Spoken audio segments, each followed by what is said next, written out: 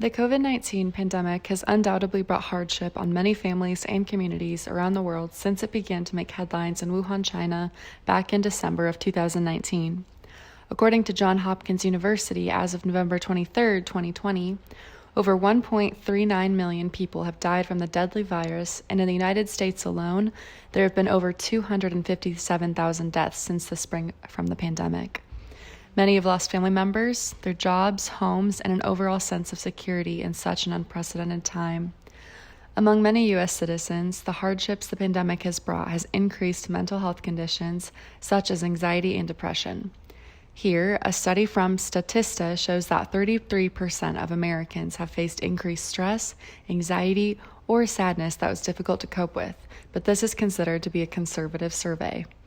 One post-anesthesia care unit nurse at the New York Presbyterian Hospital shared her experience about the mental and emotional difficulties she has personally faced caring for COVID-19 patients.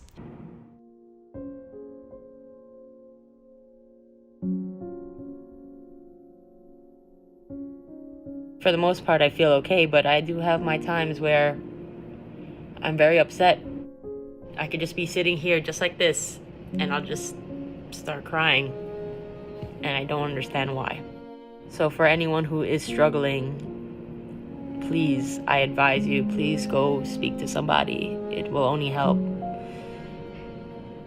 What we went through is not normal, and what we're going through is not normal, and there has to be a healthy way to process everything. It's not gonna solve all your problems, but it'll just help you with your days and moving forward for your future.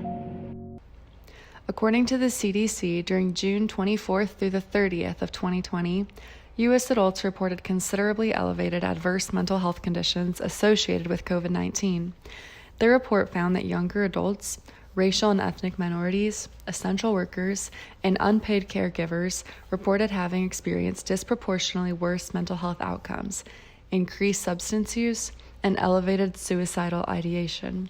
Reports of anxiety orders have nearly tripled since 2019, and depression rates have nearly quadrupled.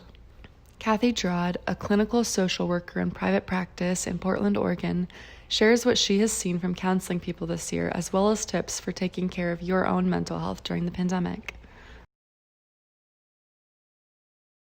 Well, this year has been way busier than, usually I see people, see a surge in at fall during autumn, and probably the first of the year, and then a kind of a drop off. But this last year, it was just crazy. It was, I was at different points was probably on average getting about 5 phone calls or emails a day. So it could be more than that or less. A lot of folks from the healthcare fields. I also work with a lot with college students, or of college students' age, who are struggling. A lot more social anxiety with students, especially around working on Zoom.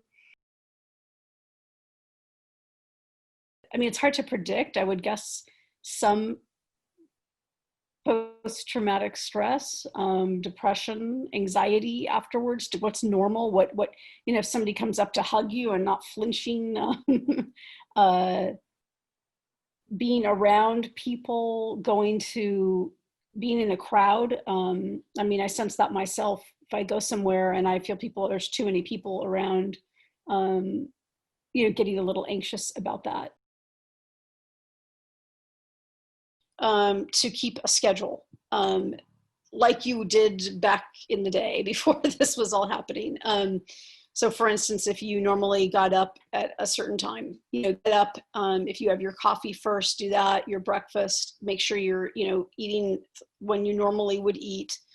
It helps if you're going to, if you're doing your, classes or things on Zoom or whatever you're doing, your work or whatever, is that a lot of people, and myself included, will put on a nice shirt and maybe sweatpants. But to notice the difference, even putting on that nice shirt, makes a difference. Trying to get off social media like 45 minutes or so before bed, taking a shower or a bath before bed, letting getting your body temperature up and then dropping as you get closer to sleep.